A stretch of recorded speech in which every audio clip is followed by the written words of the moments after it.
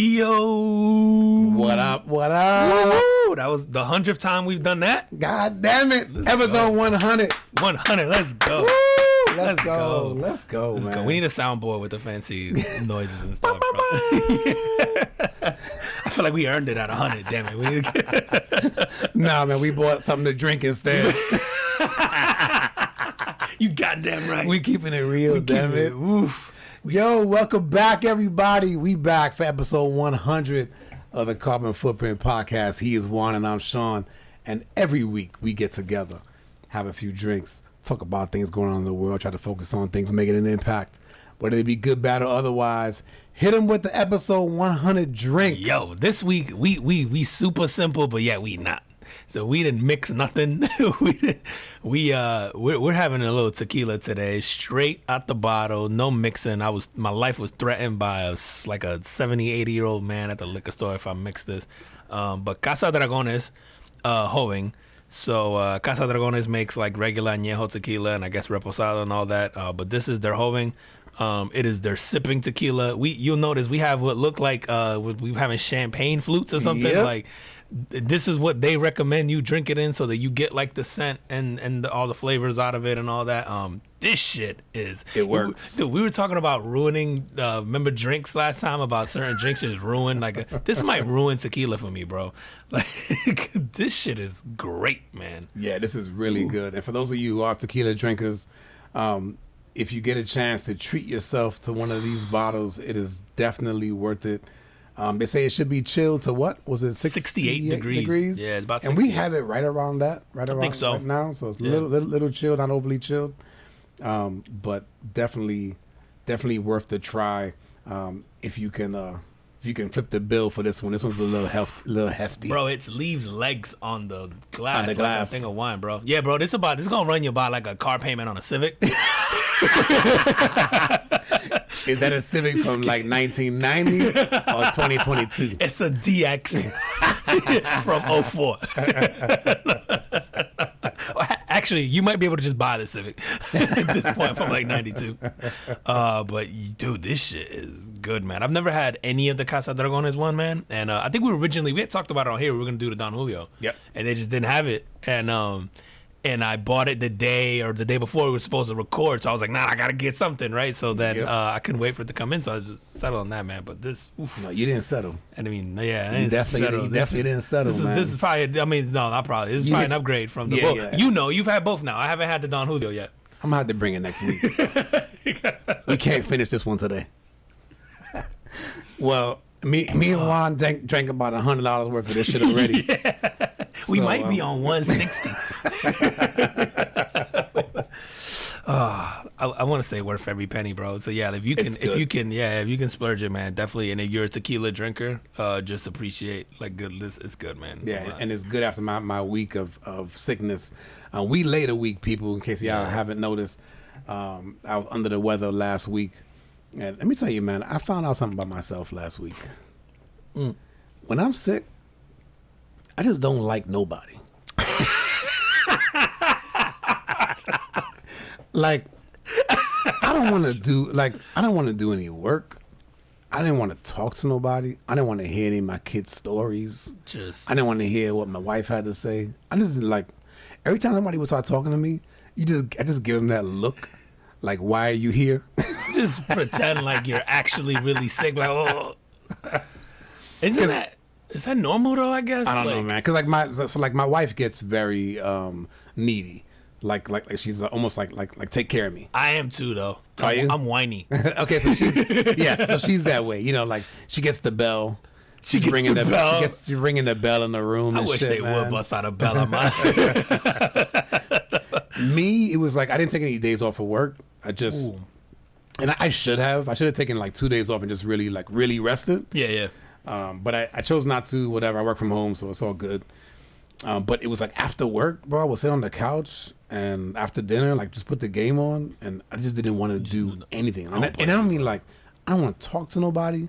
And my kids would come over trying to tell me stories about stuff, man. And I was like, it consumes energy, bro. Not today. And you're trying to use all that energy to like heal, basically, or just not be bothered. And it's just like, I don't blame you, bro. I feel like I get a little grumpy I mean, I get grumpy like that in general. Like I would say like one day a week, I'm like, don't talk to me, bro. I don't want to be bothered. I just want like, yeah. So I wish I had an excuse. Yeah, my wife a few times she would go like, "Are you grumpy?" And I go, "I'm not grumpy. I'm just sick." Yeah, you'd be like, bro, my nose, I can't breathe out of my nose. It was like every time I stood up, gravity was just sucking mucus out of my nose. Ugh. Yeah, man. We had to delay, man. Yeah, we late a week, man, but we back. We back, baby. We back. Back with a vengeance. The 100. Hit me with the carbon footprint, man. What you got? Yo, I got Tracy Peck, man. I'm trying to figure out how to even. Actually, man, I guess it's pretty straightforward, man. Yeah, yo, Tracy Peck, bro. Got a couple texts from family members this week, like, "Yo, man, you seen this story on CNN? This has to be you." And she's like, "Huh?" But then she got it from a couple people. Yeah. And she was like, "All right, I gotta look this up." And then looked it up, and then sees this story about these two girls who were refugees from Yugoslavia. Her name is Ada Zugay. And her sister's name is, I think it's Vanjie or Vanjay. Yeah. So they were on a flight, man, and from Amsterdam to Minneapolis. This is 23 years ago. They were fleeing Yugoslavia. I guess they were able to get here through some refugee program. Anyway, Tracy Peck happened to be sitting next to them on a plane. The girls are telling them the story. She's like, wow, like whatever. Like they sort of bond over the flight. It's a long transatlantic flight. And Tracy Peck, man, takes out an envelope, puts a $100 bill inside, writes them a little letter, like, like good luck on your thing. Actually, I think I have a copy of the letter here. Yeah, it says, "To the girls from Yugoslavia, I am so sorry that the bombing of your country has caused your family problems. I hope you stay in America and safe and happy, and it's safe and happy for you. A friend from the plane, Turkey, or your friend from the plane, Tracy." So she signs it, puts in the letter, puts in her earrings, throws her earrings in, throws in a $100 bill, like leaves it in the girl's bag. I think at the time, I don't even know if the girls know that it's in there. Right. Anyway, evidently these girls, man, one of them, Ada, has been looking for the last like 8 years. Ada's okay for the last 8 years. Posted something on Reddit initially with the letter and the thing saying like, "Yo, I want to find this woman," because that her and her sister Vanja, like she said it changed their life. She's like, "Yo, the $100, like we were buying food and like cheap shit like ramen noodles or whatever." But she's like, "Yo, it got us through that summer." Yeah, you figure this is what, 1999? Yeah.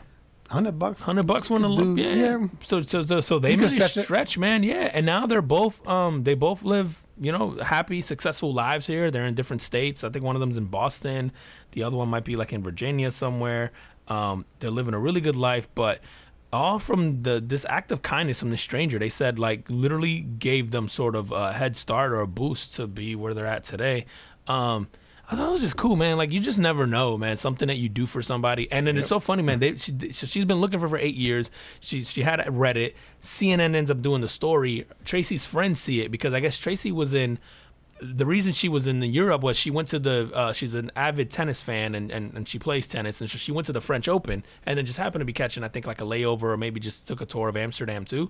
And so the girls, like when they're telling the story, they're like, "Yeah, this lady, all we know is like she was on her way back from France. She had gone there to play tennis and to watch tennis and yeah." So I guess her friends who had saw the story are going, "Yo, this has to be you. Like, yo, we went to France around that same time, like that." So and then Twitter and the internet did its thing, man, and just ran rampant. But within 24 hours of Tracy finding out and going like, "Yeah, that's me," they were able to set up they were able to get a hold of the girls now through like Twitter and social media and stuff. And then they had a Zoom call and they linked up, and now they're talking about sort of like meeting each other. And Tracy wants her daughters to, like, she has kids that she wants to introduce to them that are about the same age. Like, it's just cool, a cool story, man. And I was like, dude, you just never know, man. You just never know, man. Yeah, because I could see like, I probably wouldn't do the letter thing, but I could see me leaving money like that for somebody and then just walking off. And then I just never wonder, right? Like, and I'm sure she didn't. And just to see them go like, "Yo, man, that got us through that summer." Like, we're in this, like, it's just, we don't know where we'd be without that. And we know it, for her, it was probably meaningless. Yeah. Like, so just super cool, man. It just kind of goes to show, right? It's like that be kind, right? Just be kind to people. You never know what's going to come of it. I saw a recent story from a mutual friend of ours who was down at the F1 races. And he wrote this story on his page where he basically said, he was sitting down waiting for this shuttle to go over to the race, Okay. right? But it was like essentially like a company shuttle. And there was two guys next to him that was talking. I'm probably going to get this story partially wrong, but essentially there was two guys next to him talking about how they didn't know how to get over there. They couldn't Uber because Uber couldn't get past. It was like security, like lockdown over there, right? Yeah. And so he overheard them, and he goes, "Hey guys, like, let me see if I can get you on to this shuttle bus that's going to take me and some of the other employees here over to the race." Get on. He's able to get them on. They're talking the whole way over there. Turns out, like, this dude is like, he's in with the owner of the freaking stadium. And so it's like this act of kindness actually leads to our mutual friend actually getting like, I know exactly who you're talking about. Just Yep. hearing the story, because I'm like, oh yeah, I know who would do that. Right. It's Yeah. just right. I know exactly who would do that. And he yeah. ends up getting passes to kind of go up, and he actually watched the race next to like the owner of the stadium and Dan Marino, and yeah, and it's just like, and it's funny because it's this guy like we know mutually, and it's like the guy always, you know, he steps in shit and lands in the bed of roses, right? Yeah. So, but He's just one of those guys too that people love being around, Yes. and then you hear something like that, and you're like, oh yeah, that's why. That's like, him. yeah. Yep. And like you said, just everything he does turn roses, and you go, yo man, this is when you got to look at the world and go, yo man, karma's got to be a thing, right? Or just the what you put out, you get back, right? Right. Like it's got to be real. And it's funny because he wrote that post like on his social media page, but the whole thing behind it, he was just like, yo, we always say, like, take time to be kind, right? Like, be kind to people. You never know what that's going to lead to. And back to your story, it gave these girls a head start in a brand new country where they knew no one, they had nothing, and they ended up making it. Yeah, dude, it's crazy, man. I was gonna go with an asshole thing because it's the 100th, and I felt like I should stay on brand. But I'm disappointed in The you, story, man. the story was touching, man, and I felt like it was well deserved from her because, yeah, like you said, man, you just never know, dude. You just never know, man. I think there's so many Yep. things we all take for granted. You know, like something like that. Like he's just thinking, like, oh yeah, I can help these guys out. Like, Yeah. never looking for anything in return. And obviously she wasn't either, and you just never know, man. I feel like one little thing just makes somebody's day, life, week, month, you know, whatever. Like Yep. it's just cool to see, man. So shout out to Tracy, bro. Like that was dope. Awesome, man. My carbon footprint is going out to Activision Blizzard. Yes, the maker of the game Call of Duty. And, you know, in respect to Military Appreciation Month, Hey. right? So Activision Blizzard actually has this this sort of philanthropy unit, if you will. It's called Call of Duty Endowment. Okay. And what they do is they basically partner up with several I guess reputable, what do you call these, like these organizations like Paralyzed Veterans of America and Vet Jobs. But the purpose is to donate to these companies in order to place military veterans in meaningful jobs. Wow. So that has been like the number one request from, and this is not just in the US, it's also in the UK. So they've just surpassed 100,000 placement of jobs. Wow. And then they've committed an additional $30 million to continue to support the program moving forward. And I was just like, man, that's awesome. And they have one of their like their co-chair is a former Marine. For Activision or For this Call of Duty endowment. Yep. Okay. Yeah. And so it was really cool, man, because you go like, you know, you want somebody from the military to be involved in that because they know better, right? Yeah. And the guy's name is James Jones. He's a former Marine general. Yeah. But just to put into perspective, man, the Marine Corps has about 178,000 people in it total. So this organization or this philanthropy unit has placed 100,000 former military into, like I said, into sort of meaningful jobs, because That seems low, bro. 178.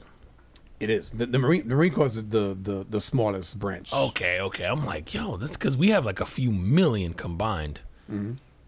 Wow, I didn't realize the Marine. Yeah, I don't know what the numbers are, but the But yeah, the Marines are the they smallest. place over half of that in this. And how long has the program been going on? I want to say 12 years. Wow, man. So they're doing a good percent. Like 10% of them a year are getting placed through this. Wow, man, that's really cool, bro. Yeah, so it's I really also cool. think it's cool because, like, I've as an avid Call of Duty player for the last probably 12 plus years, a narrative that you hear all the time about Call of Duty is that, like, especially from like vets, you either get the people who love it, right, like former military guys, and you get the people who go like, I don't think that's entertainment. Like, I live that, like, sort of thing, right? Like, you get this.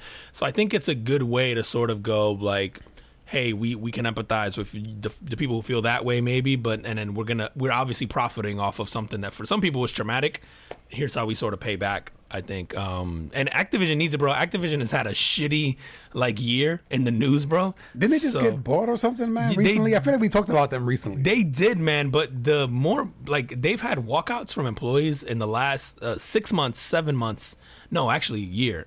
Because last summer they had to walk out because of the sexism and discrimination thing, and people were demanding the CEO step down. That was massive, dude. Like, basically, they had a culture of just shitty behavior towards women and discriminating internally. Wow. Really bad. Then they had a whole walkout about the work stoppage because of this. They acquired this Raven software thing, and there was this whole drama behind that because they were getting rid of them. So, like, the people were standing in sort of solidarity with the new like developers that came on, and then they had another one over the vaccine mandate. They had a walkout. So they've had like just a shitty year of publicity. Listen, I take it back. All right, I'm not gonna give it to Activision Blizzard, but I will give it to Call of Duty Endowment. Let's go. We'll just give it to that section because maybe the rest of the company ain't got its shit together. Dude, they've had, they had the CEO step down, or they had the CEO. They had a walkout to demand that the CEO step down back in November. Damn. Yeah, the way they just handled. blow my whole shit up, man. Dude, listen, man. I'm saying they needed the good publicity, so it's cool to see that. And it's cool to see that they didn't do that in response to this because they've been doing it for a while. Right. But the Call of Duty, and dude, that's such a popular, like, Call of Duty. Like, the running joke is like it's the same game every year, right? They just throw like lipstick on it and like a different scenery. People love it, bro. People love it, man. And including my kids. I kids buy too, every single one of them, bro. Every year I buy it, even if I say I'm not gonna buy it, I end up buying it. I only played the first one back in like 03 on a PC. Oh my god, bro! They had like it was still World War II stuff back then, right? So then they had. I don't even remember. I just know I had a disc. Now they like rotate it all, and they'll be like modern times, and it'll be like Cold War times, and it'll go back to World War II. And okay. then, so it's cool, man. But it's definitely probably the most popular gaming franchise of all time. I mean, I would say Call of Duty has to be.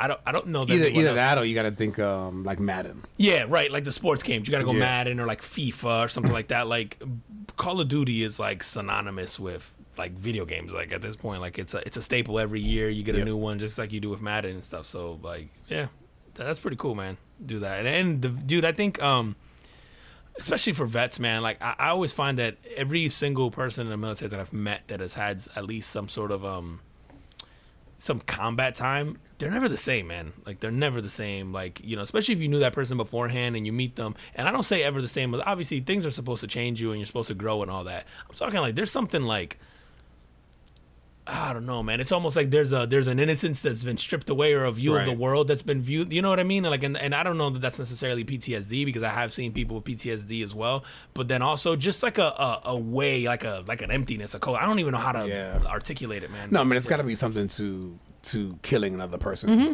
You know what I mean? Yeah. If you're sort of a normal, a normal sort of citizen, I will say that when I was just speak for myself, when I was in the Marines.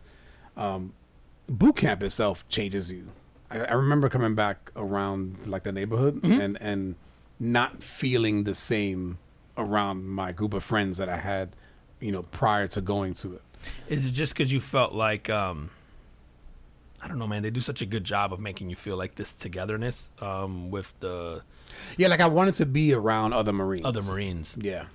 And then you start to kind of feel like, man, these people ain't doing nothing, or like it wasn't even nothing. Like a greater cause for no. I didn't feel that way. It was, I don't know why, man. I think maybe because I had just gone through, and it's just boot camp, right? But I think just because I had just gone through boot camp, like I just wanted to be around people that had just gone through what I went through. Experience it, because they could understand what you like. All your I guess, you know, when you're together with people, you tend to talk about like shit that's happening to you right now, and for the last like however long, 6 months, that's been your life like or whatever. 3 right? months, right? It's like 3 months that you're in boot camp, and it was like, and it's true. Like I can tell you stories, but It doesn't hit the it same. doesn't hit the same. Yeah. Yeah, like you don't really know. You don't really understand what that's like. Yeah. It's like if you have a conversation about work with somebody who doesn't do what you do or doesn't understand what you do, and like you're like, Oh, yeah, it doesn't hit the same. Yeah. Like yeah, sorry, this would be really funny with another like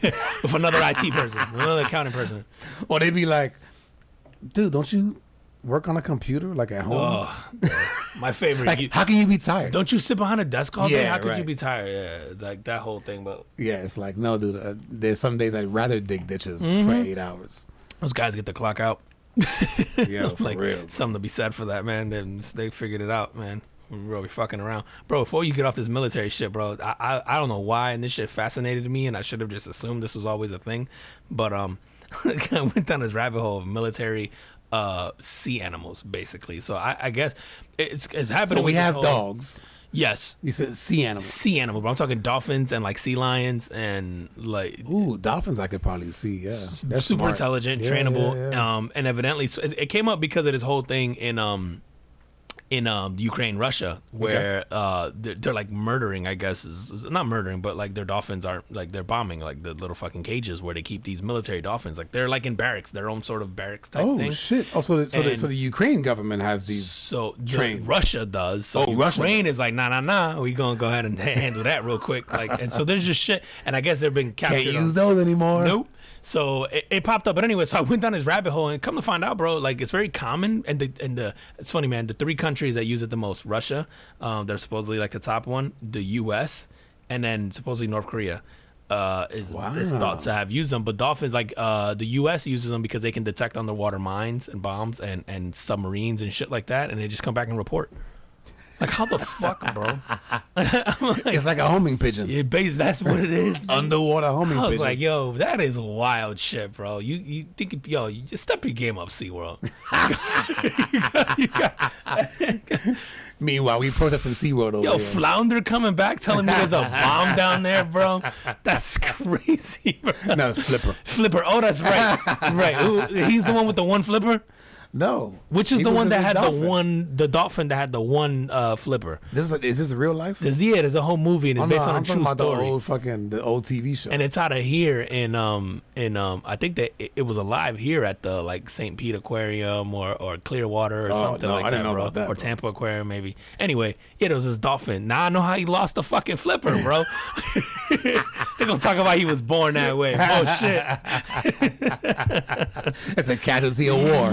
I was like, damn, bro. I didn't. Yo, it just made me trip out because I go, yo, there's so many different programs and the money that we spend on just shit like that I would have never That's fucking even nuts, thought of, dude. bro, or just thought that we would have participated. Yeah, I mean, no, it makes perfect sense. I wonder if is that something that's like, do you get somebody that's like worked for, say, like a SeaWorld Yeah, you get some kind of marine biologist. that then comes into the military, Yeah. and then goes, yo, we can use dolphins for this. Nah, bro, you know what happens, dude? You know how the military's like, yeah, we'll pay for your college. And then some dude went to school to go be a marine biologist. Ooh, and the yeah. military probably goes like, hey, man, like instead of working for SeaWorld, how about you come over here? Can you just teach this guy how to sniff out C4?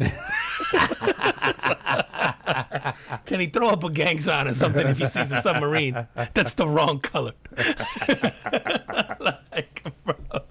Like, in some ways, I wonder if the military pays for college because they know, like, yo, can you re-recruit these guys when they've done, because the military will take, like, accountants, they'll, like, forensic. Oh, yeah, they don't give a fuck. They'll take anybody. And, psychologists, obviously, because they're trying to get into the mind. Like, literally, the U.S. government employs, like, anything and everything you can as far as the military goes. As they should. So, yeah, absolutely. So, I go, yo, man, this whole we'll pay for college thing is self-serving. Well, they got fucked on me. I did college after. You did your time at least, bro. But like I wondered though if you ever like IT wise, if you went to apply and you're like, no, I'm from a military and then like I have this skill set, right? Like Yeah. I don't know, man. Like That would be And kinda lit. I knew guys in the IT field that actually did that while they were in the military as well. Oh, really? Yeah. It's funny, man. I a couple years back, I did see jobs in it's either Homeland Security or CIA or FBI, something like that. But it was in accounting. But it was like forensic accounting, where you sort of like, yeah. you know, you had to trace back like laundering or where these like terrorists are keeping money, like shit like that.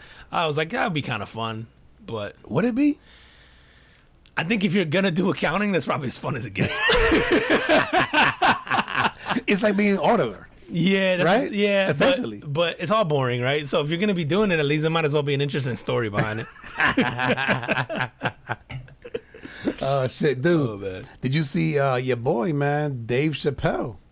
Got attacked this week, man. Yo, man, I don't. Did you see? what So, I don't know. Did you guys see this? Like, so I he saw was, the video. So he's doing a whole special, right? I didn't see what the special is. It's like Netflix. Yeah, I don't know. Sucks He or some Hollywood shit. Bowl, and he did this whole thing with his friends. He did like Dave Chappelle and But friends or there's some a shit thing, like- and it has Netflix in the name. oh, really? Yeah, it's like Netflix sucks or something. Oh, like that's that. fucking hilarious. Let me 'Cause see. I wonder if that's because he did a whole series of shows that whole weekend at the Hollywood Bowl. Dude, I think he did 4 nights, and then he did a bunch of other headliners are with him. Like he's having a bunch of comedians, like almost like his own festival. Which I mean, he's Dave Chappelle. He's got like Yeah, the I don't know. pool. It's not Netflix sucks, but it's something else. Something with Netflix in the name. But he's doing like bringing all these comedians together. But anyway, he's on stage, man, and some random dude comes up there and tackles him, right? tackles him. Yeah. And what's funny was, so they beat the fuck out of this guy. Did you seen see his him? arm? Oh, his arm was like bent the wrong way. I was like, Yeah, bro. And it was like Dave Chappelle did not do that. So yeah, security, bro. The security. Which they good. they roughed them up good, bro. And then what surprised me though was that they didn't press charges. They probably like, yeah, bro. Like, No, not them, but like whoever the district attorney is. Like they didn't press charges. on the why wouldn't you on the trespasser, Right. bro? I was thinking that, like, what do you have to do? Because he also the guy had a knife with him. He didn't use it, but he did have a Yo, knife can with you him. imagine how bad that could have been, bro? You're Dave Chappelle. I'm also like, how the fuck does he get on stage? Yeah. Like without getting tackled, bro. You seen that guy from the NBA a couple weeks back? The chick barely put a toe on the court, and the homie It was a woman, right? It was a woman. They needed that guy, bro, to tackle. Did you hear who the security was at Dave Chappelle's thing, right? The same security team from Astro World, from The Crushing. Remember Astro World? Oh, the one where they killed they the people who died? because they got trampled over. It was the yeah. same security working the Dave Chappelle event. No, that's how he got through. These motherfuckers just be enjoying the show. they don't be watching nothing. They don't be securing nothing. They're just watching the show. Like, oh, that was funny. And then they be like, yo, who's that dude on stage with Dave? Why's he trying to stab him? Dude, but that shit, man, I just saw the guy like coming out on the stretcher. He's all knuckled up, right? His face, he's bleeding, he's knuckled up, and then his arm is the wrong way. Bro, it looked like a cartoon. Yeah. Like he's been taking away and his arms the wrong way. I was like, ah. Yeah, if y'all have not seen that, definitely go Google that shit. I That shit love was though the Chris Rock, the banter back and forth where Dave's like, yo, I just got attacked by like a fucking crackhead or something like that. And Chris Rock said, at least it wasn't the softest rapper alive of all time or some shit like that, yo.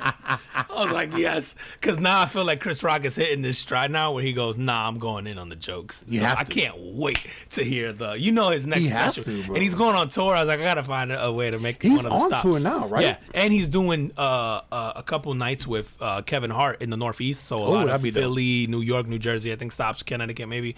Um, Philly. Isn't that where Will's from? Yeah, and Kevin Hart. So to do a stop there, man, would be.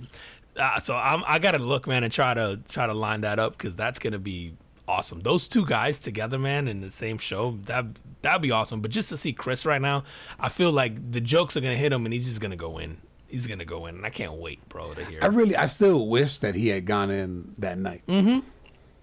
I do too, man. But there's based on a lot of shit like from Chris. But I get it, man. Yeah. I think like you're on a lot of the shit that he's gone through. I feel like okay, it makes sense. As far as like him always being bullied and shit like that and all that. But I feel like once he's had time to process it and think about it, like I'm like, yo, he's gonna come with heat, man, because he's also just one of the greatest comedians I ever lived. So you go like this guy. There's no way that he just squashes this and lets it. You can't. I think for the culture, you can't. Just for the community, the comedy community, especially, bro. I'm telling you, man. People think it's okay.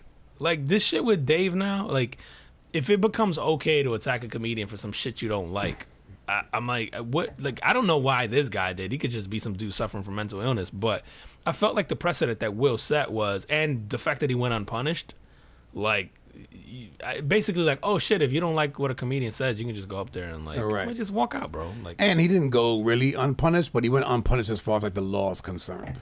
Yeah, the law, but also that night, bro. He got to stick around. He got to win an award. He got to, like, I'm like, now they're like, oh, he's banned from that for 10 years. So, like, you think Will cares about that? He got an Oscar already. Like, I think if he didn't have one, it might sting a little, but he won one. Like, y'all gave him one and then went, you can't win one for the next 10 years. Like, I ain't win one for the last 25, bro. Like, true. I'm all right. Like, I don't know, man. And I guess if you're hiring Will, maybe it hurts you because you're like, yo, I can't even submit my movie. Well, I guess you could submit the movie. You can't submit Will, though, for his role in it. And that's what I think is going to hurt him as far as in his the pockets, roles. right? But dude, you could you? I don't know what that means. Could you submit it for Best Picture, but you can't submit him for Best Actor?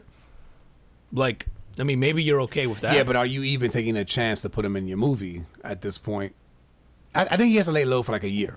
Yeah, I think he lay low for like, bro. I think I'm telling you, he gotta dump Jada, and then we'll all be okay with it, bro. And then we'll feel bad. We'll be like, damn, man. She made me do it. Yeah, exactly, bro. Yo, I wasn't in my right headspace. You seen that bitch? She crazy. Like, all the stuff she did with me with, you know, or whatever. Like, I was going through it. I think we'd empathize with him more and then go from that, man. But, yeah, dude, I saw the whole shit that it was Astro World Security, and I was like, of course it was, bro.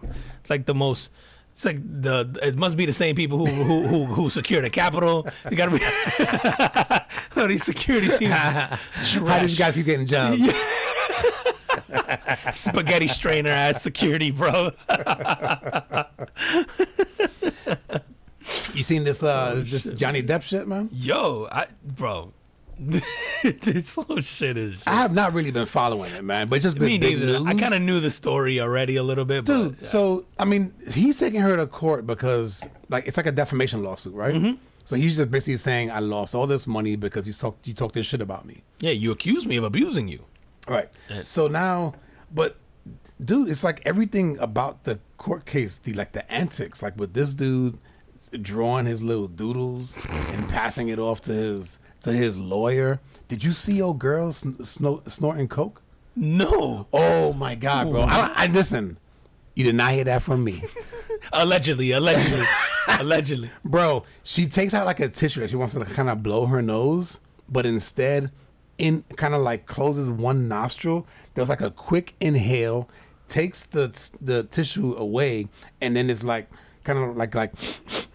No, dude, I know people that snort coke, but I know the game. Like that shit, I was like, oh wow, man. And of course, you know, like social media catches everything. Yeah, the internet bro. is fantastic. I love the internet, man. People who got all the free time in the world to just create memes and the videos and the parodies, man. I love y'all. Y'all keep doing you, man. Bringing a little joy every day. Like, bro, Yo, first of all, you know how fire your pussy gotta be for some dude to let you beat him and shit on his bed? You know what I'm saying, bro? At least it was good that day. Bro, I'm telling you right now, bro. Crazy pussy hit different, clearly, because, yo, she shit on your bed and you let she was her into that, abuse right? you. She claims it was a joke. She said I was playing a prank, which, I mean, I ain't never that's the go-to. put shit on my bed Bro, as a I ain't prank. never shit on nobody, but, like nothing, bro. And if I do, I'm hiding it. Like, I ain't trying. That shit is an accident. Like, it was not on purpose, bro.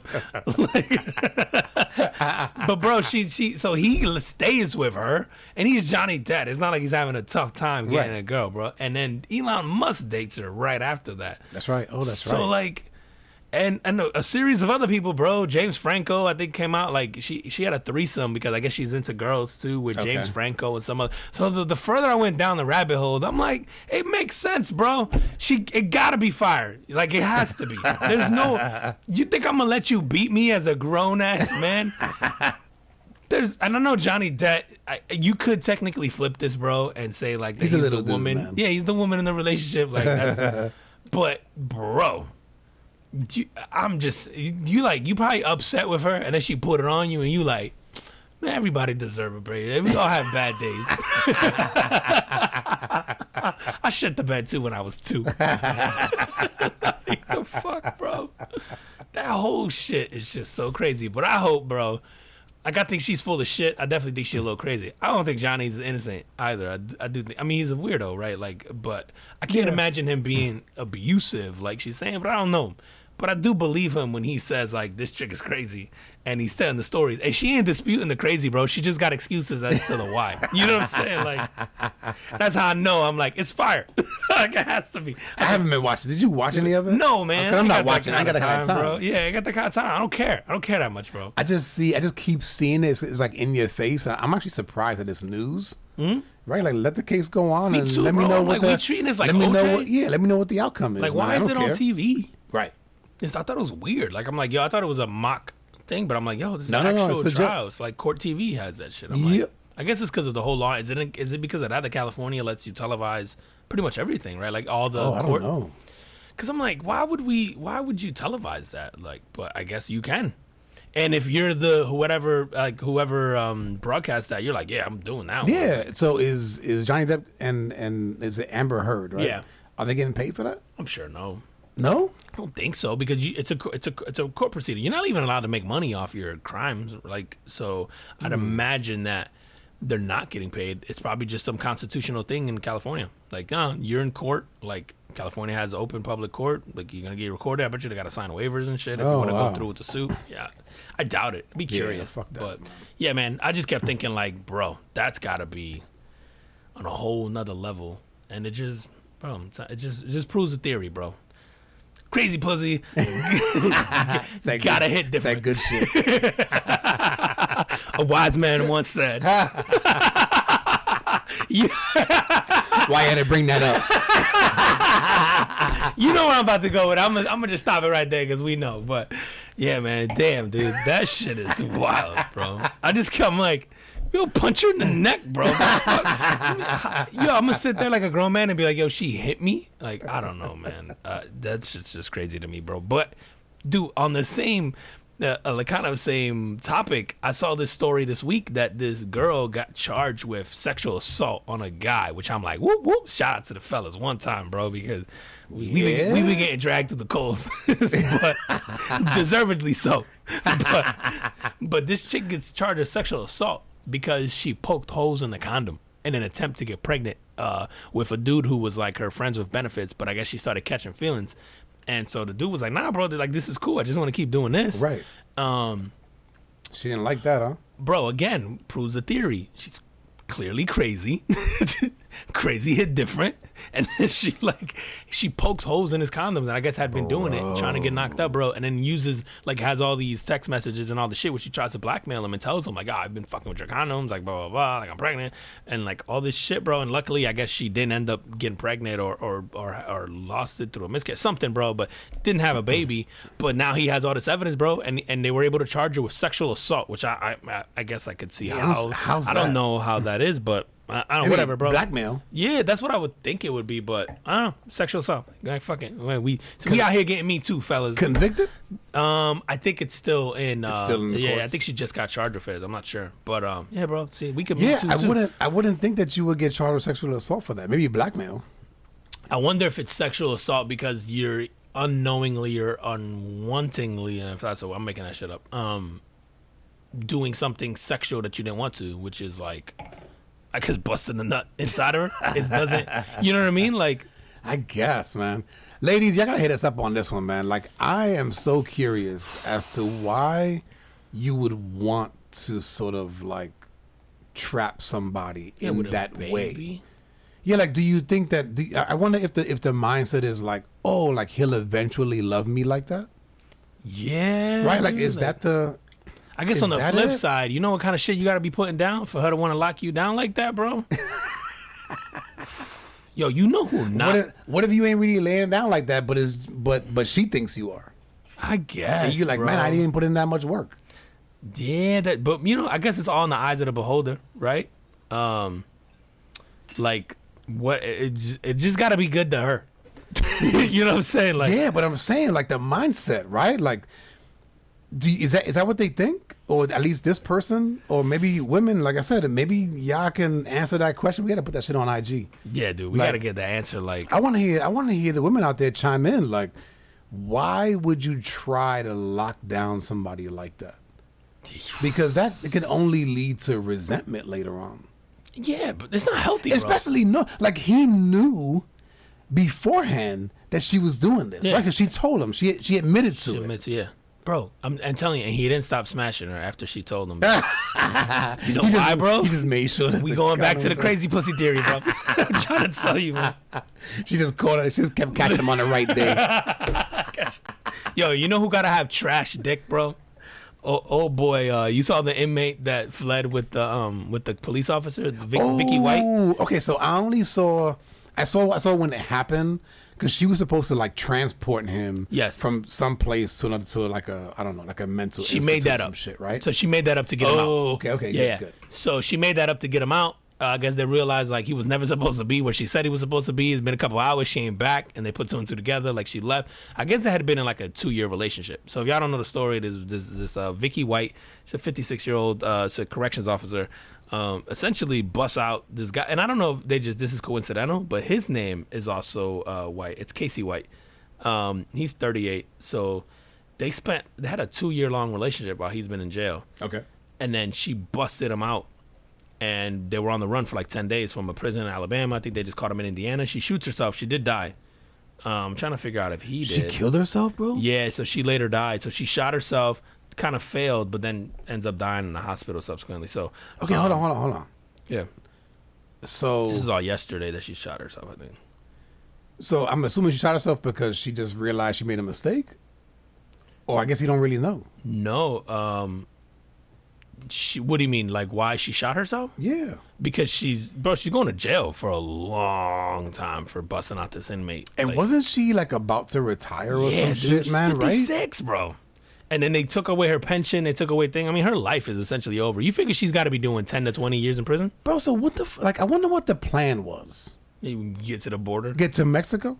Nah, you going the wrong way. They were in Alabama. They were closed. They called them in Indiana. Now, they were going to Canada. That makes sense, bro. They probably did think it was Mexico. They're from Alabama, bro. The education.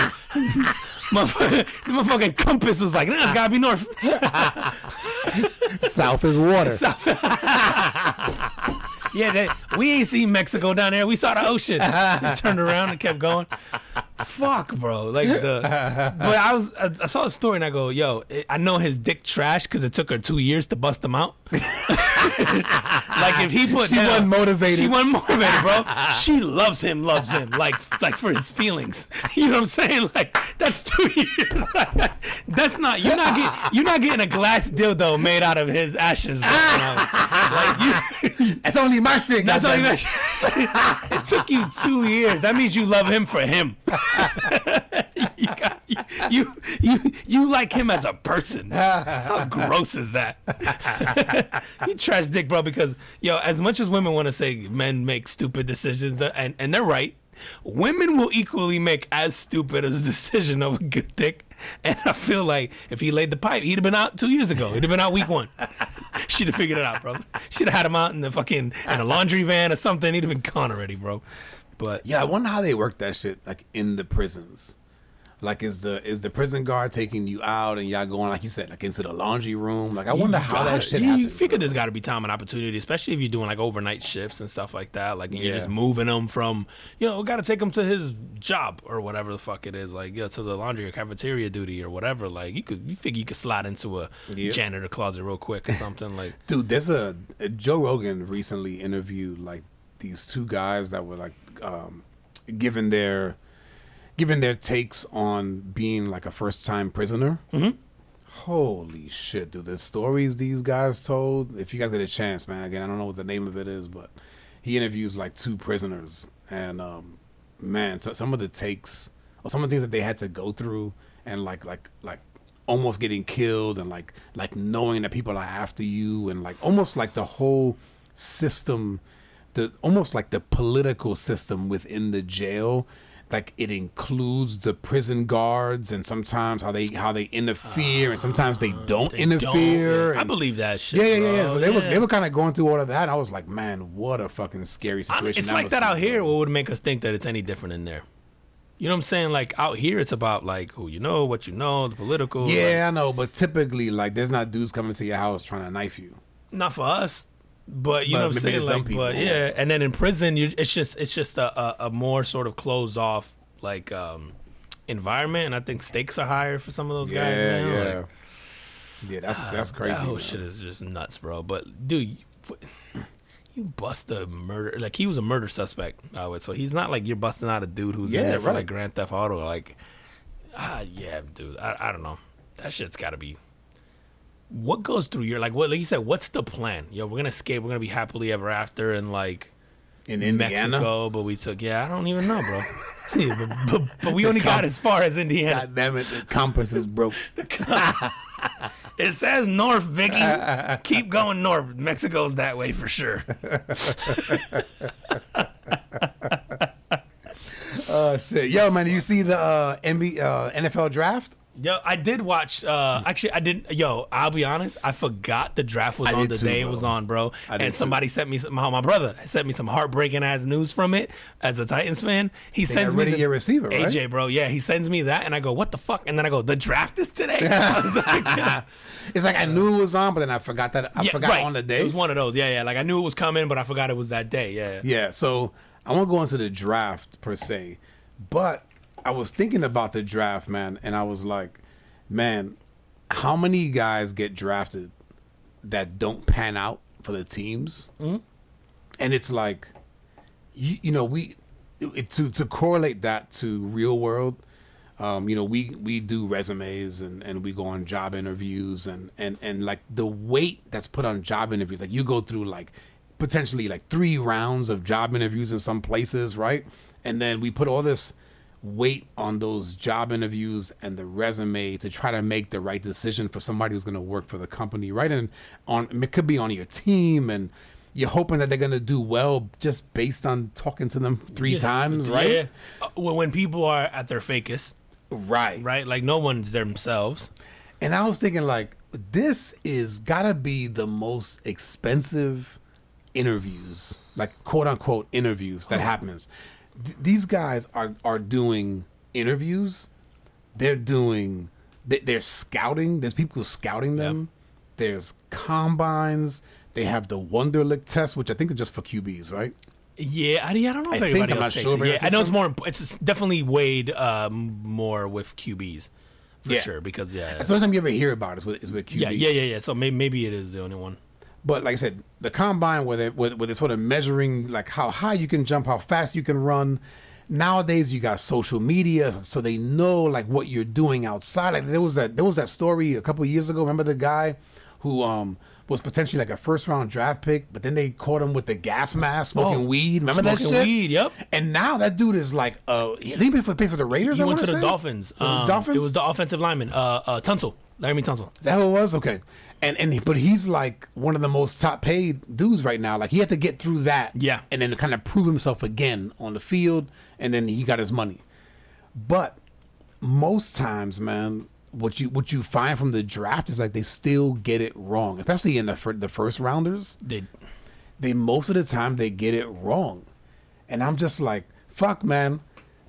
You know, the NFL is doing all they can, spending all this money and all these resources trying to get it right, and they still get it wrong, bro. Like you said, they get psychologists. Yes, they watch endless amounts of tape. Can you imagine if there was tape of us doing our job? No, tape of you at home. Yeah. Look how he grabs that cup of water. His hands are small. His hands are too small. His wingspan is thing. Like, it's so. I don't know. I'm sure these guys have the data to prove like what hits and what doesn't, like in terms of like the majority of the time, right? But it's still, there isn't an absolute ever. No. Like you're still taking it, bro. Because the one thing you can't measure, bro, is a human. Like like people gonna people, bro. Like so, and like you said, even if you're a freak athlete, you could be a shitty human being, right? You could be a dumb human being, and then if you're a dumb one, you could be like really good at everything else. You got a good heart, you know what I'm saying? Like it's just like, and then so it goes like, yo, your effort might make up for that. So it's just one of those things where you just go, is there truly a measure for hiring someone? Because and you've been in similar situations. I've hired a ton of people. Like I don't know. I don't want to say I'm right most of the time, but I definitely I hit more than I don't. Right. I definitely have had bad hires, but dude, if I'm being honest, it's very rarely based on what I see on paper. Yep. It's always based on the person in front of me. Like in fact, man, I've had people. And I have had scenarios with the person in front of me. I was like, "Fuck, I'm not sure, man." But then I went, and you're getting supposedly like their best version, yes. or at least they're trying. Right, to they're trying to be. And I went, "Man, if this is you," but bro, on the flip side of that, I have had people come in and be so authentic, where you go, "That's not how you should act on an interview," and I hired them because of that. Yeah, because I'm like, "Nah, fuck it, I know what I'm getting." Like I felt like, you know what, I'm gonna reward the authenticity because I can deal with that. Like I know, okay, if this is you, then like cool. I mean, I could have got burned with the like this is you being good. You know what I'm saying? Like, but yeah, dude, those you said they spend millions of dollars, and how often do these guys bust? Like I'd be curious. I know it's out there, but like what the strike rate is on, say, like a first round pick where you figured you. Yeah, and I wouldn't say that the entire it's not true for the entire draft, but a lot of those like highly touted recruits, you know, or college players that are on for, especially quarterbacks. Like quarterbacks to me, especially first round quarterbacks, they miss more than they hit. Oh yeah, dude. Yeah, you figured the yeah. I feel like I can definitely think of the people who go in first, where you're like, oh yeah, very few work out. Like very few work out. And it was only in this year there was only one QB taken in the first round. I think it was the dude from the Steelers. Is it Pickett? Oh yeah. Kenny Pickett. Yeah. So the last time that only one QB was taken in the first round was EJ Manuel from FSU, and he went to the Bills, and that didn't go well, man. Yeah, this was a pretty poor class of QBs, yeah. But you know what, man? I also think that environment matters. Absolutely. Right. So and I've seen even people that I've hired that I thought did well, but maybe others thought that they didn't, and then they left and went on to do bigger and better things elsewhere. You're right, bro. Because I feel like, I feel like you can apply that to us, right? Like we may perform very different under different managers, right? Like there's managers that are probably going to get the best version of us because they're just good at getting that out. Yep. And there's managers where we would probably suck for.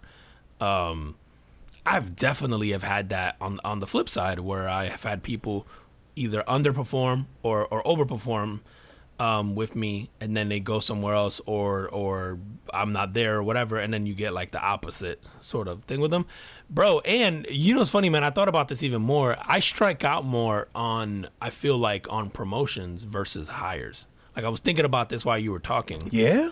And yeah, man, and I think as I've gotten older and I've progressed in my career, one of the things that I'm sort of getting, I guess, more familiar with, and I think just being conscious about, is that some of the things that make someone really, really great at their job, depending on the skill set, or like what the job is, right? The skill set doesn't necessarily always translate into management, right? And so what it's forced me to do is look at certain traits, like personality traits, and go, oh yeah, I should have saw that coming. Like there's some men that for me after the fact were so obvious, and I went, wow, I was rewarding the hard work from a transactional perspective, but I sort of took out the like, hey, there's these factors in this person's personality that aren't going to necessarily translate well into management. And so like I feel like I've struck out more from that perspective. Like while we were having that conversation, I was thinking about like the hires. Dude, because typically, man, if you're good at your job, it's natural for people to go like, oh yeah, that person's, if you're like, that person should be manager. Yeah. And it's like, no. That's not true.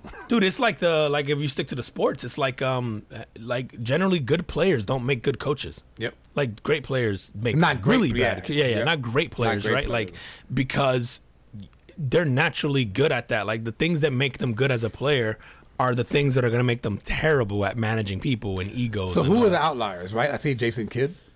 Yeah. And then I would say Jason Kidd's the outlier because of the position. Rather, because from the X's and O's perspective, like no one has to know the floor better than the point guard on the team. You know, like I think Chris Paul would probably make a great coach, but or like a Steve Nash, or Steve Kerr, all these guys. Like Steve Nash too. Right? So like I feel like those positions, but yeah, I would definitely agree that Jason Kidd's the outlier in that, because Jason Kidd's an all-time great, right? Like a Hall of Famer, or should be. But he's not like an all-time scorer. No, No. But all-time assists. He's just a general of the floor. Yeah, so you figure guys like him. I feel like John Stockton would have been successful as a coach. I know he never went into that. But dude, what other guys? Mark Jackson. I feel like Mark Jackson's a good coach. He is a great coach. Man. Didn't get a lot. I of thought he was a great coach, man. I did too, man.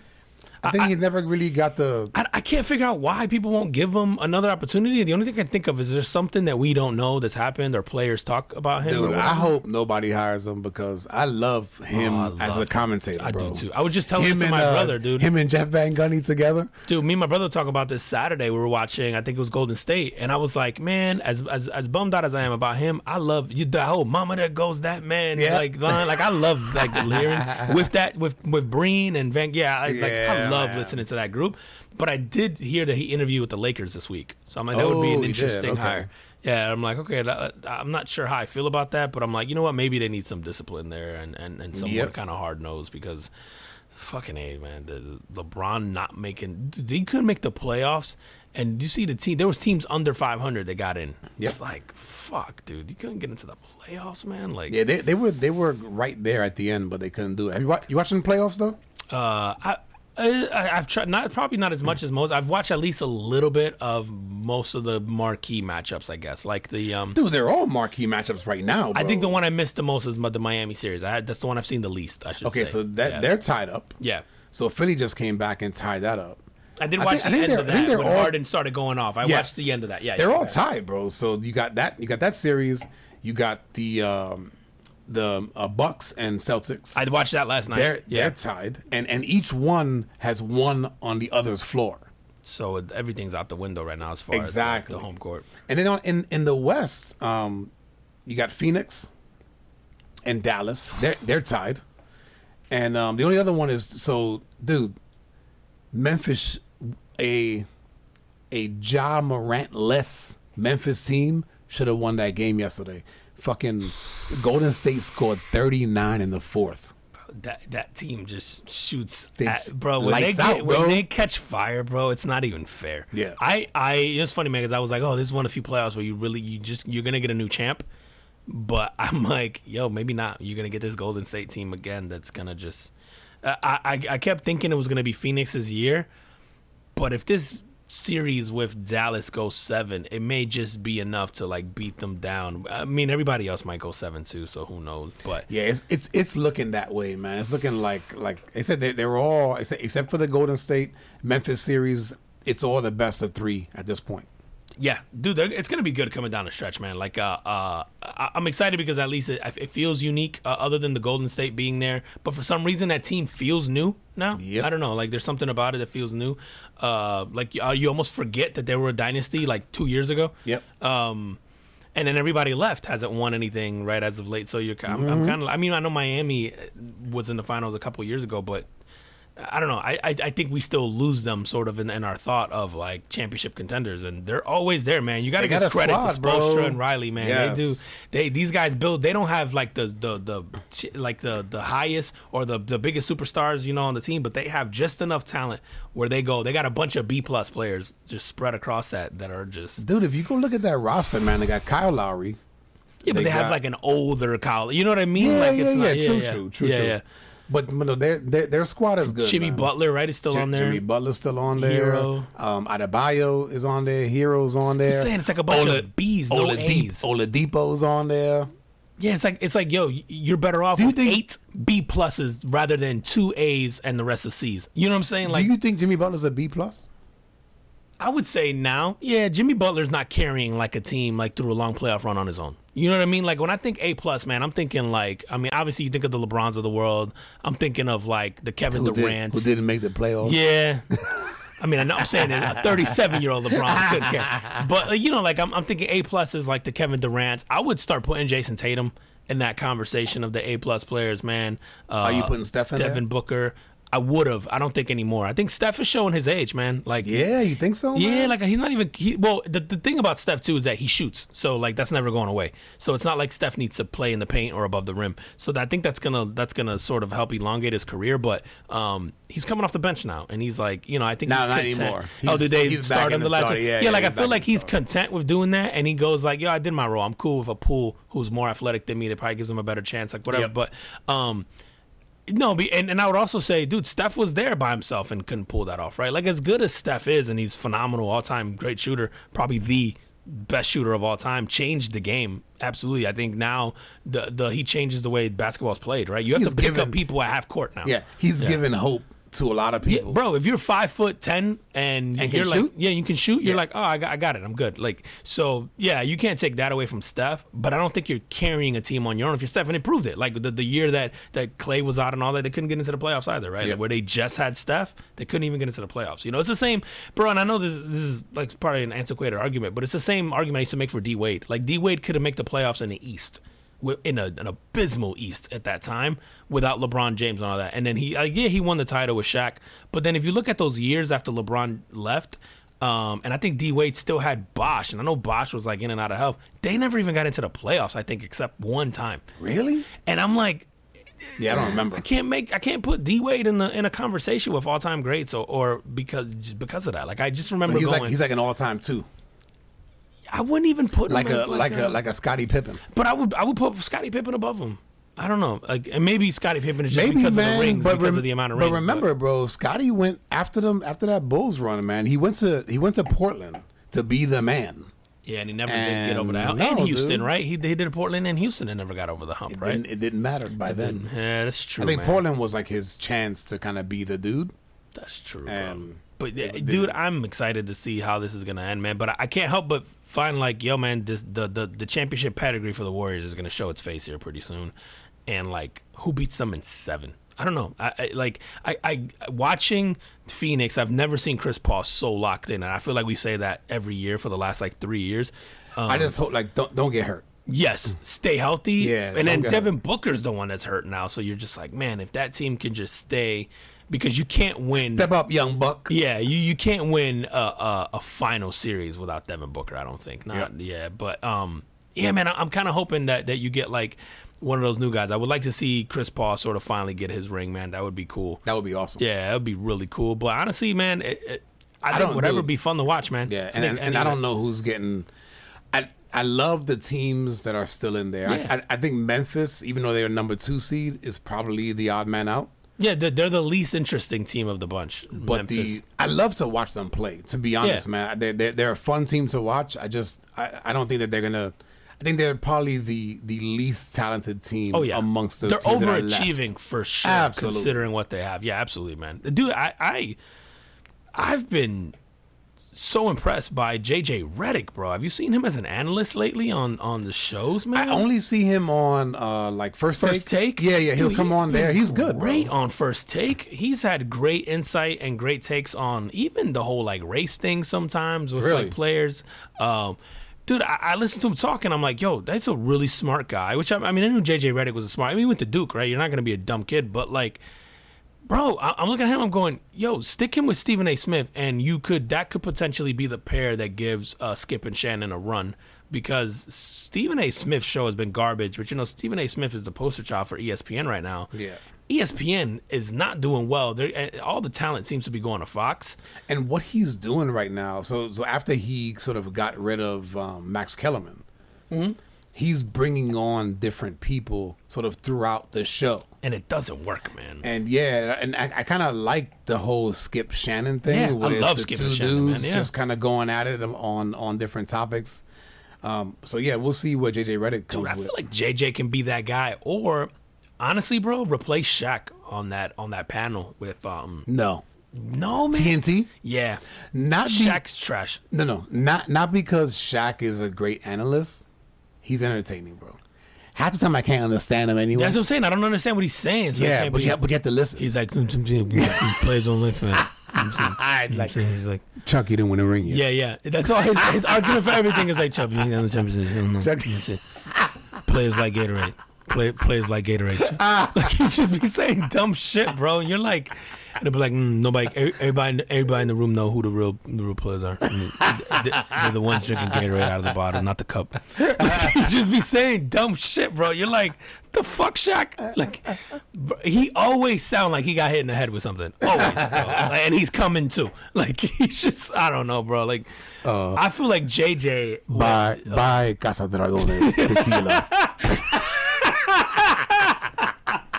It's This episode is brought to you by shit, bro.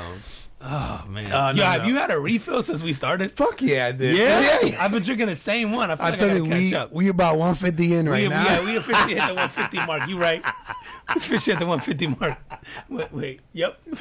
All right, man. Yo, I wanted to go off on this last one that we talked about, the NBA draft and hiring people, man. Yeah. Because this story here, it's about Dollar Tree. For those of y'all who don't know what Dollar Tree is, I don't know if these guys span nationwide or whatever. Dollar Tree is a store that typically sold things historically for $1. Yep.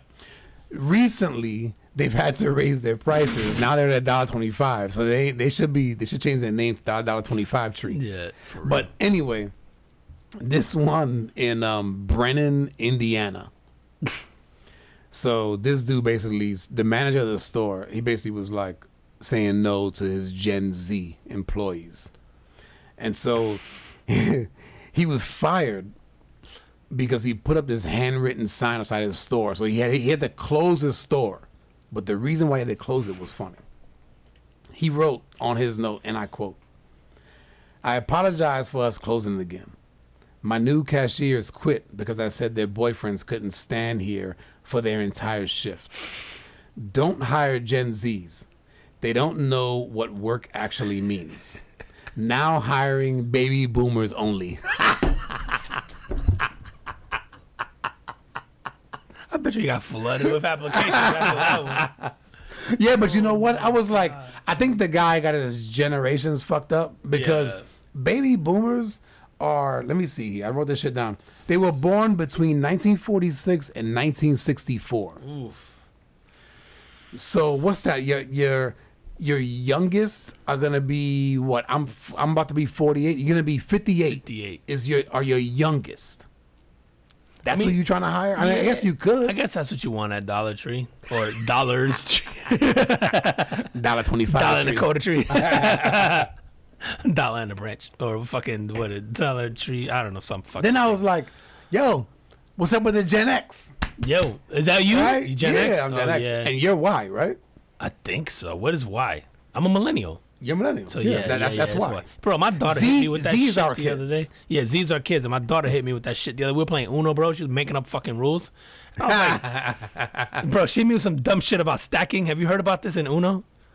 I have heard. Yes, you can stack the same number or whatever. I thought it was like a draw two. No. You could stack a draw bro, two. If this girl trying to tell me that she has like twos, let's say twos in like 5 different colors. Okay. So she's stacking all the twos of the same color, and she gets to play them all in one shot. Get the fuck out! Yeah, of bro, here. that's a fucking crock of shit. Anyway, she goes, "That's how Gen Z plays," and then she goes, "Okay, millennial," and I was like, fuck? I was like, "Fuck these kids, Listen, yo, I'm done." I'm playing proud with of her for knowing you was fucking millennial. Initially, she goes, would have been "Okay, like, boomer." Then she goes, "Actually, okay, millennial," and I was like, "Wow, bro." That she just skipped X. We are the forgotten generation, man. Yeah, we do, man, because. Yeah, that's true, bro. We don't really talk about them that much. But I was wondering, man, like, because I look at my kids now, and one of the big things that I have, or one of the big conversations that I have with my 2 oldest, is like, yo, like, are you guys thinking about like what things interest you and whatever? I know for a fact that they look, and I do not hate my job, right? And I work from home, but I don't come out of there in a bad mood. I don't dread going to work, right? I like what I do. Yeah. But they look at both my wife and I, and they're like, nah, like not doing that. You know what it is, bro, and I know this generation, especially because of the hiring crisis right now, gets like this notion that they're not hard workers. Right. I think that notion's just antiquated at this point, bro. Like we're living in the generation of like.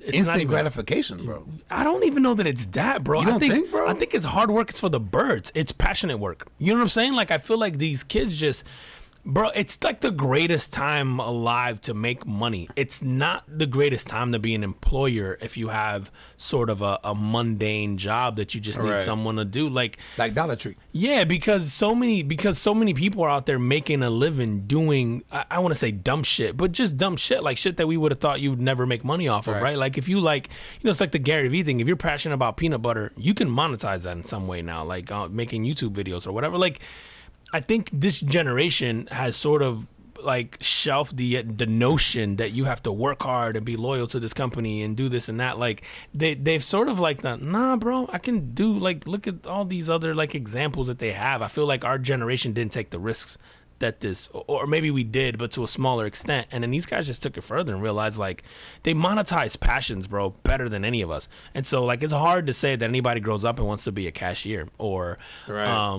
you know, like I feel like almost maybe his plight, I guess, to try to hire boomers is probably the right one, because you figure you hire people who are retiring who just want like a mindless job that they can do, Right. and then do like maybe that's the right call, because I feel like our kids, bro, aren't gonna be into like. This is why you're gonna go. You have to go AI, and you have to go like I was just gonna terminals say, and man, all like that. what You have happens to. after that, right? Like you have to do like some kind of AI. You have to do some yeah. kind of, self checkout Yes. for those stores. Yeah, you have to. I think we're gonna get to the point where that's all there's gonna be. And then you hire like a security guard. Yes, that's it. You hire a security guard, or you hire you hire people to run shit. Like And you even that, right? Even You that's go- gonna be automated, You right? just put cameras. The door just locks on you. You can't get out. So you put your shit back. You know what I mean? Like somebody's gonna figure all this shit out, and you're just gonna Right, go. right. That's true, bro. Like the jobs just shift from that to like robotics to artificial intelligence to like, and that you can get kids on board with, right? Like programming, like building robots, building hologram, whatever it is, like. That you can get. I just feel like all these jobs that are sort of mundane and repetitive and like don't require a lot of brain power. Like it's just, I think our kids look at that, and like you said, they may look at us, and even if you don't hate your job, they're just going, yeah, that doesn't look like you're passionate about it, or that doesn't look fun, or that doesn't look like Right. it's rewarding, or whatever it is. And I feel like we're just in this generation, like entitled or not, where these kids feel entitled, I think, to happiness in every aspect of their life. And that's and that's work what's wrong too. with that, right? Yeah, and right. And I think for us, we look at it as like, man, fuck these kids. But it's also Right. like, if you asked us, bro, like we would take it. I think we're bitter because we didn't figure that out. You know what I mean? Like, Yeah, and for me, it wasn't even like I was never bitter. Oh, I'm not bitter about it now.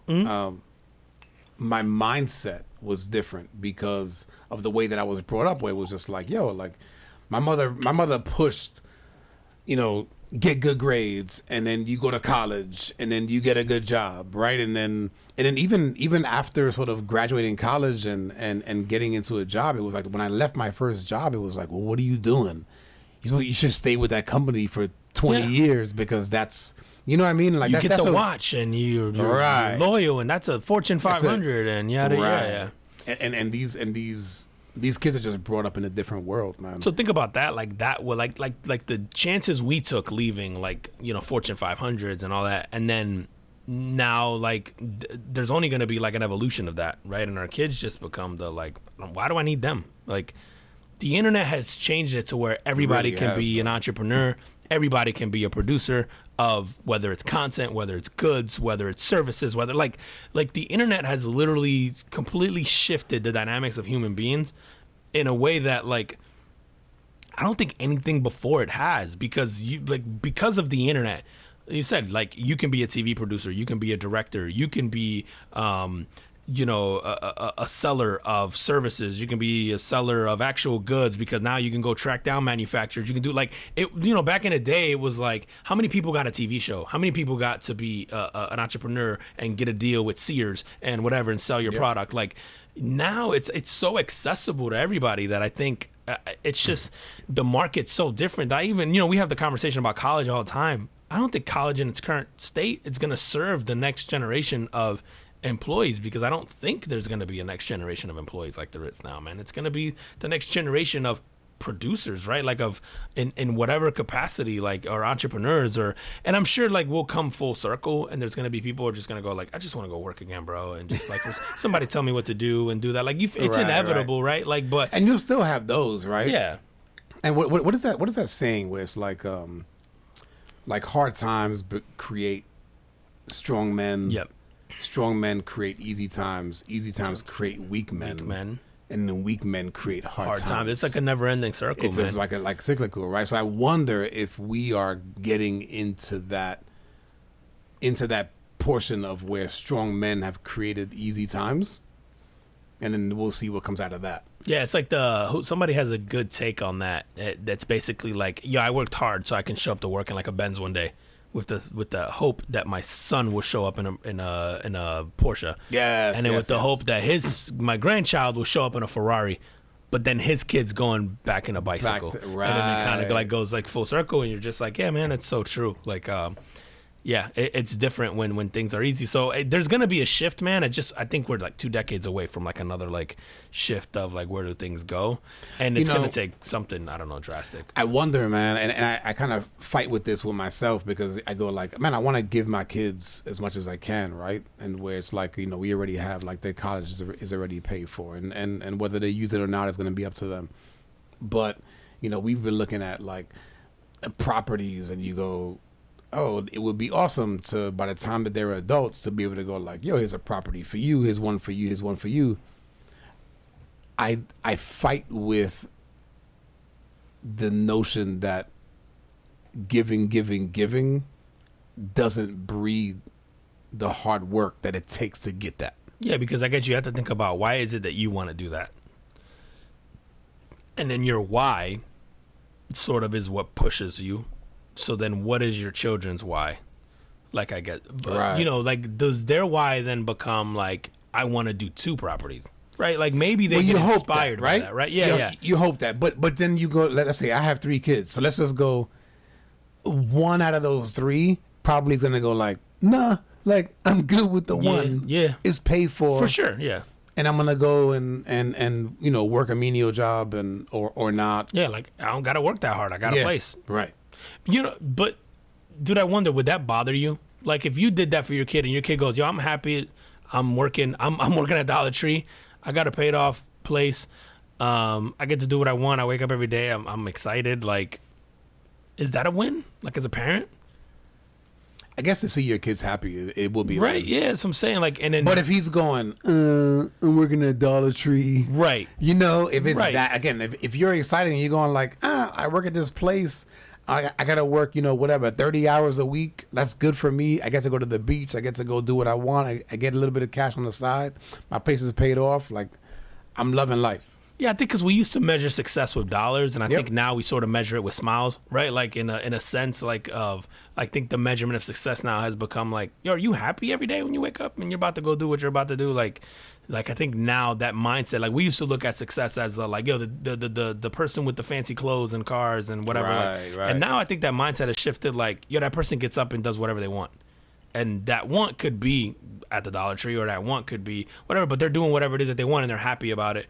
And I think that's become sort of the new measurement for success, right? Like, and like if you give that to your kids, they may disappoint you because of the expectation that you had of something else, but you go, if they're truly happy. But if you give without expectation, right, then you won, and so did they. Like, right? Yeah, I know, man. That's gonna yeah, man. That's true, bro. How we doing on time, bro? Yeah, we're hour 17 in, bro. Oh shit! All right, well, let me hit you up with this one real quick.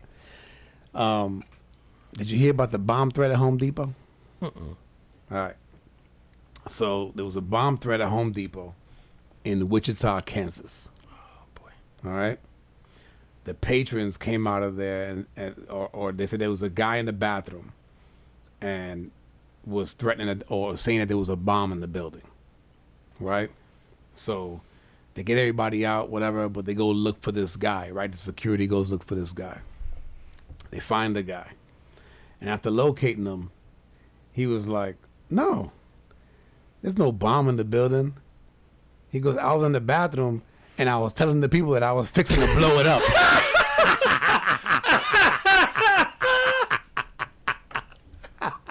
Yo, I would have been caught in jail, bro, because I'd be saying, I'm about to go blow this shit up. Y'all might want to move. And I quote, I'm fixing to blow it up. I done said that a few times in my life, man, for sure. Oh my God, bro. Like, oh, that's so funny, dude. I have one more, man, before we go to. Do it. You saw this Ohio State senator, man? I'm trying to get the senator's name because it's not on my story for some stupid reason. I'm gonna hold on. I gotta find it right here. So okay, here we go. So Republican Ohio State Senator Andrew Brenner. Okay. So he is. They're pushing this distracted driving bill. Like, and they're having Is it like for texting and shit? Yes, for anything where you're distracted while you're driving. Okay. They're trying to push this bill. He's been one of like the big supporters of it and trying to push it through. What does it do? So I'll tell you right now. Considering a bill proposing a crackdown on distracted driving. So it's essentially to remove or to make it illegal to do anything that is distracting while you're driving. Okay. It doesn't really give details into what that means, but so anything where you're not paying attention. So he said, if I'm not paying attention to, Yeah, it could be fucking doing makeup. It could you're on be your anything. phone, you're eating, whatever, right? Anyway, so they have this big Zoom call to discuss the bill and push forward, and so he can argue his case. He is driving while he's on the Zoom call. And I was like, yo, the only shit that could have made this better and it would have had to pass the bills if he would have crashed it. He'd be like, see, this is why you need the bill. This is why you need the bill. Like I did it today to prove the point. Should have taken one for the team for real. But it's funny as shit because you know how in Zoom you can change the background? Yeah. So he changes the background to make it look like an office, but he's got the seatbelt going across his body. It's so funny. And then in the middle of the call, bro, you can see him turn on the blinker and he's looking both ways, but he changes the background of it. It's like, bro. Oh, that's so good. You know, we can see you, right? Great. Bro, I was like, you can't make this shit up, yo.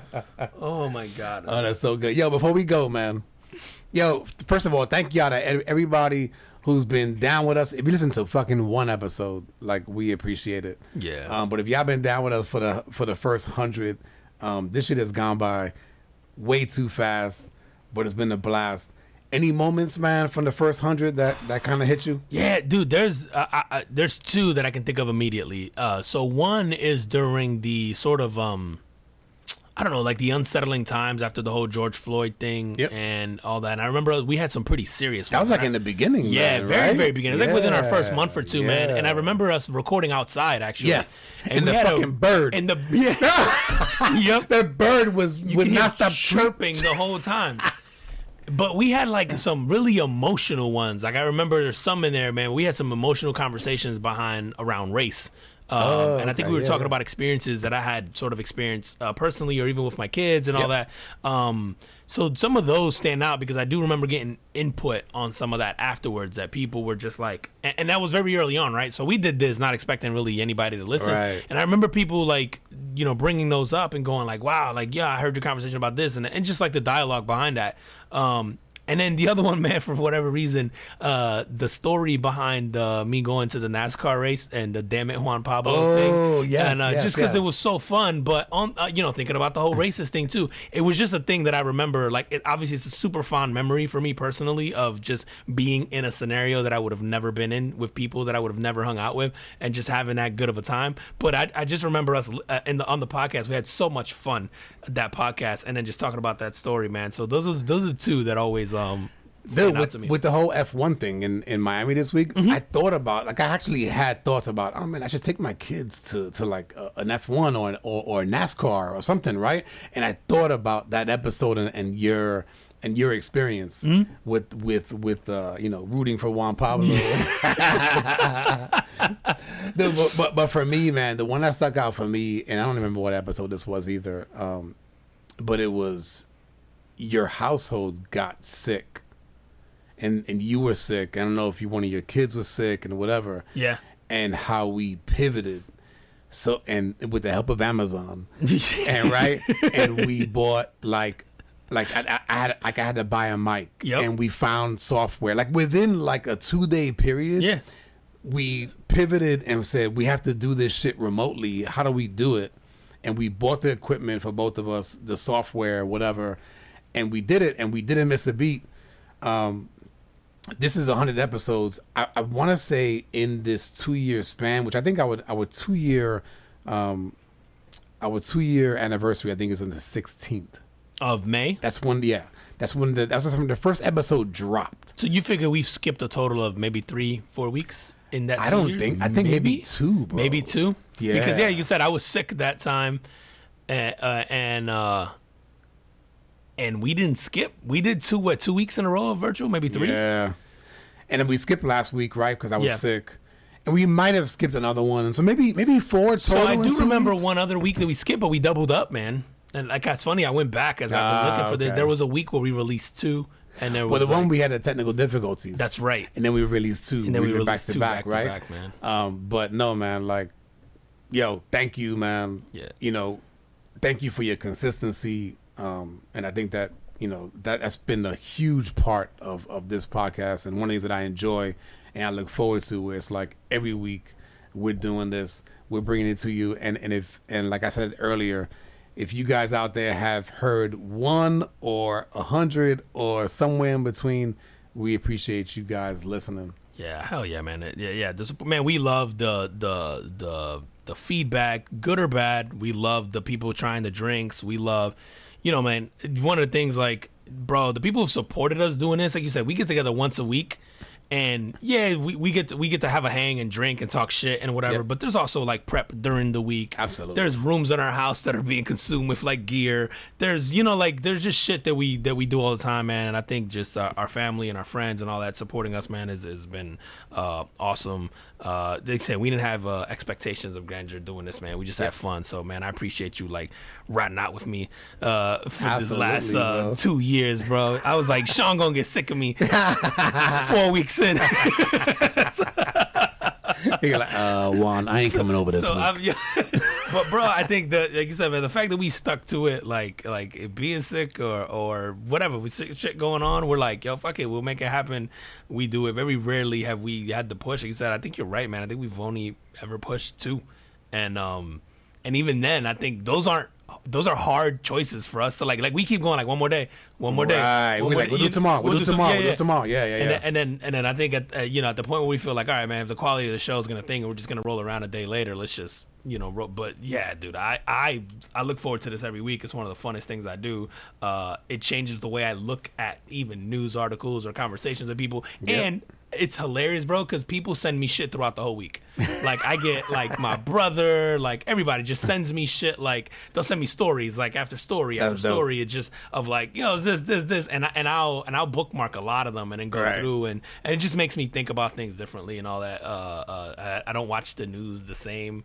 I think I used to have like a really negative sort of relationship with the news, and now I just look for like what's the carbon footprint, good, bad, or whatever different, and then what's the shit that I can find the joke in there that we can, even if it's not supposed to be joked about, Absolutely. And I know you and I have like twisted ass sense of humor, so I'm like, oh yeah, it'll be the story that I'm like, nah, there's not supposed to be anything funny in this, so let's figure it out. And then last but not least, our wives, man, both of them, been supporting us throughout the last 2 years. And then it seems like every year they kind of do something for us. Last year, I think my wife got us like the little glass thing. Yeah. This year, both our wives made T-shirts. So if y'all watching the video, I'm wearing one. Juan's wearing one. We both got both of these. Yeah.